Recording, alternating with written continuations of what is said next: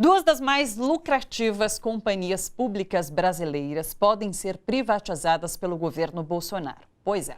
E esse nem é o principal problema. O Serpro e a Dataprev armazenam e processam informações confidenciais mantidas pelo governo. Informações sobre todos nós. A declaração do imposto de renda, emissão de passaportes e carteiras de motorista, registros de nascimentos e óbitos no país, cadastros trabalhistas, além do processamento dos pagamentos de aposentadorias, pensões e seguro-desemprego.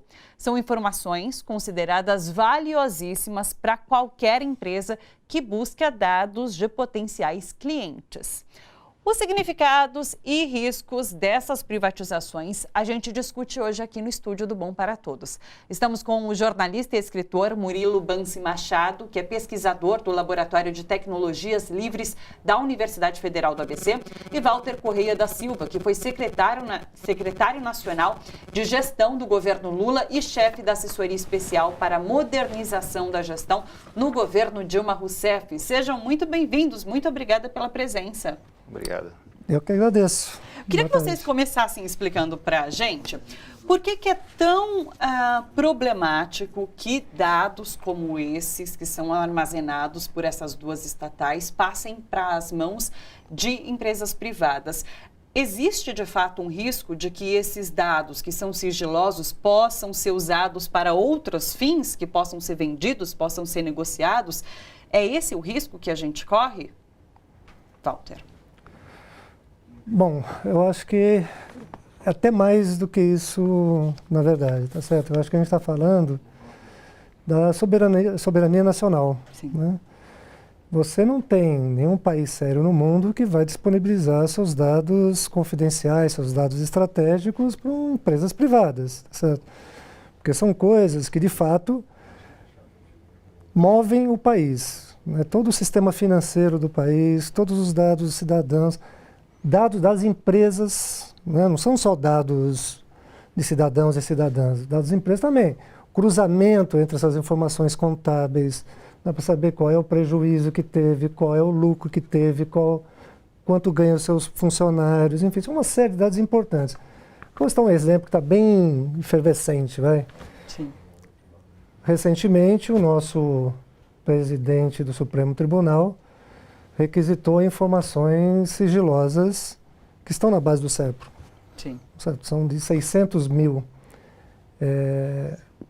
pessoas ou empresas, né, que são pessoas que pagam impostos, que depositam em bancos, em situações financeiras, em instituições financeiras, etc., que tem ali sigilo de empresas, sigilo de cidadãos e tem pessoas politicamente expostas ali. Nós estamos falando de 600 mil contribuintes.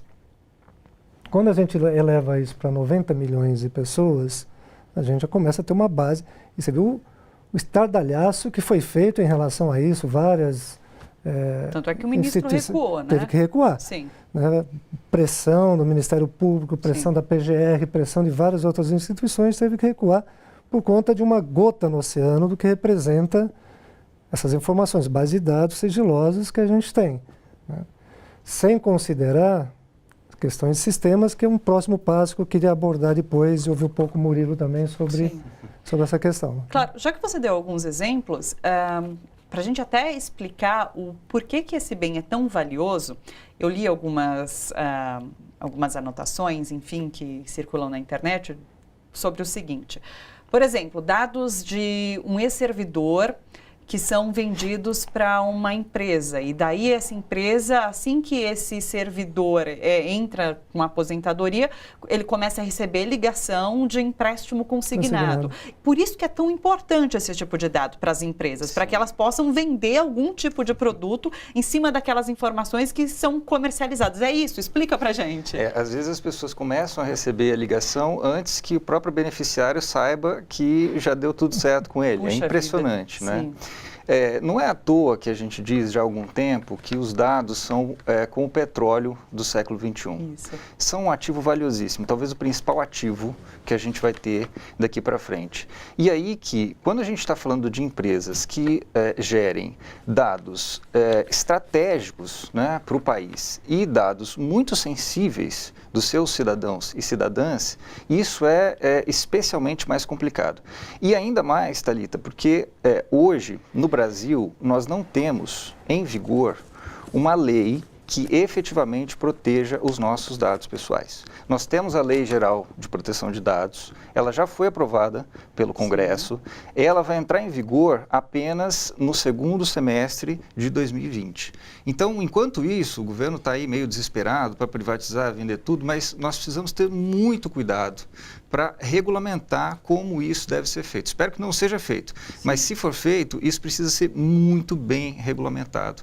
Por quê? Essa lei ainda não entrou em vigor, nós temos uma ou outra lei para proteger um ou outro tipo de dado, mas não de maneira geral.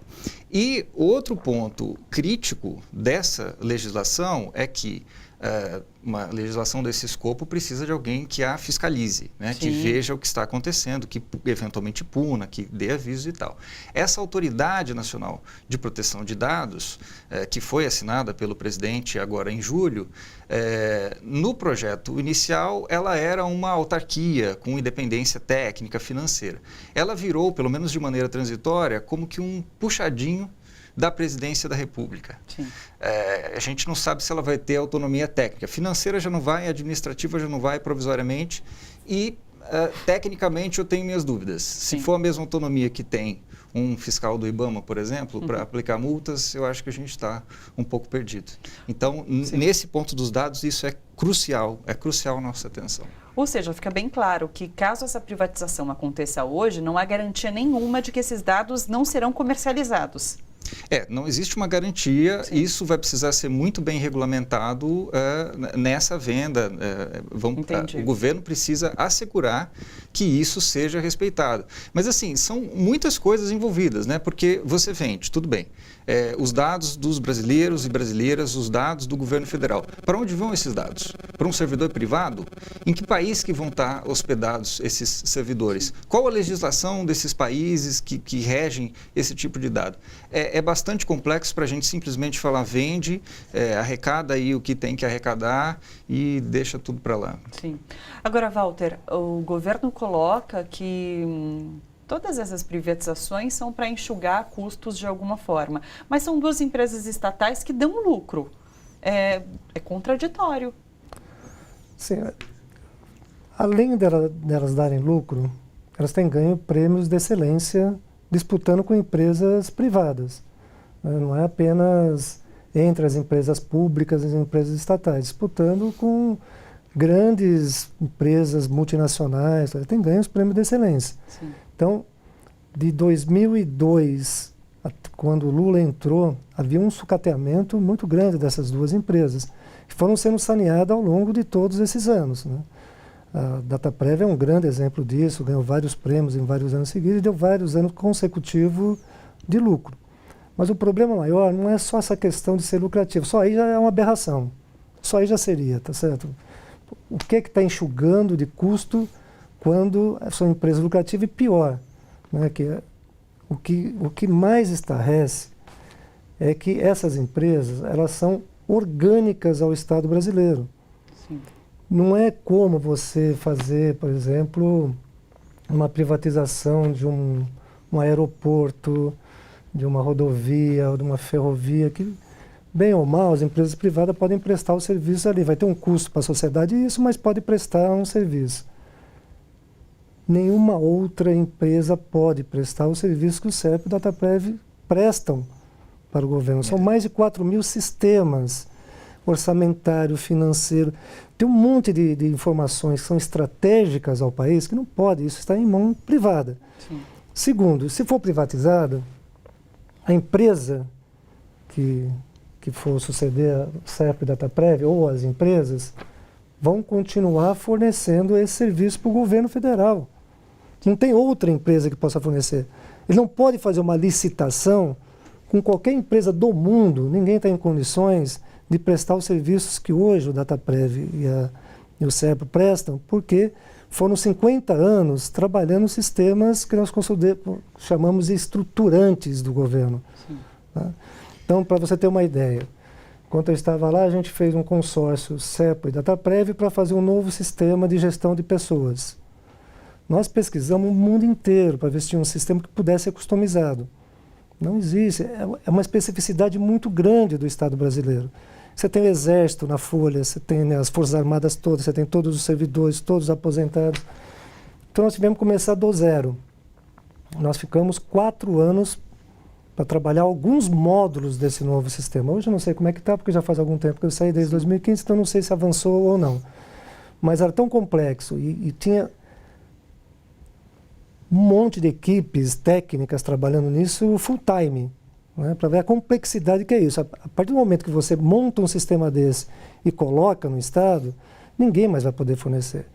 Então o monopólio vai continuar, só que com um problema muito mais sério. Você vai pagar quanto por esse monopólio? Que preço, né? Que preço que isso vai ser? Essa é a questão. E hoje as empresas dão lucro, reinvestem no parque tecnológico, reinvestem em segurança da informação, coisa que esses caras não vão fazer, porque o interesse deles é o lucro. Eles fornecem, quer dizer, eles investem em segurança de seus dados específicos, enquanto empresa, para os seus, né, para a sua concorrência, mas agora os dados do cidadão, da cidadã, do Estado brasileiro, o que eles vão investir nisso? Se hoje já o investimento não é o suficiente, imagine depois que for privatizado. E eles não vão ter concorrência, vai ter que ser feita dispensa de licitação em todas, você vai pagar por um preço provavelmente muito maior, né, do que está pagando hoje, sem o lucro que essa empresa dá de reinvestimento na própria empresa. Então, os danos são enormes, né? Sem considerar, obviamente, o que é mais importante, que é a questão da soberania mesmo do país, que vai estar na mão desses caras. Né? Você não tem como contratar esse serviço de outra pessoa. Não tem. Não existe no mundo alguém que possa fornecer o que o SERPRO hoje fornece, por exemplo, para o governo. Sim. O que o Dataprev fornece. O que coloca um risco de capacidade operacional. Exatamente. Porque se hoje o Brasil, que é mais grave, entre aspas, desligar SERPRO e Dataprev, o governo para. E o país para também, consequentemente. Mas só para completar o que o Walter disse, a que preço? Isso é muito importante. A gente privatiza e depois vai ter que comprar a prestação de serviços dessas empresas. Sim. A que preço? Nós já tivemos, é bom lembrar, na história recente do Brasil, a privatização de uma empresa crucial de tecnologia da informação, a Datamec, e que depois o governo brasileiro teve que recuperar alguns serviços que essa empresa prestava, porque eles ficaram inviáveis, ficaram muito caros e cada vez mais caros. Aí chegou um momento que a própria Dataprev teve que recuperar diversos dados, trazer de volta para o Estado para processá-los, porque simplesmente ficou inviável, né? Uma empresa vendida pelo valor mínimo. Claro. Né? Olha só, você que curte a TVT e quer contribuir com a gente para que a nossa programação chegue cada vez mais longe, se inscreva no nosso canal do YouTube /Rede TVT e torne-se membro.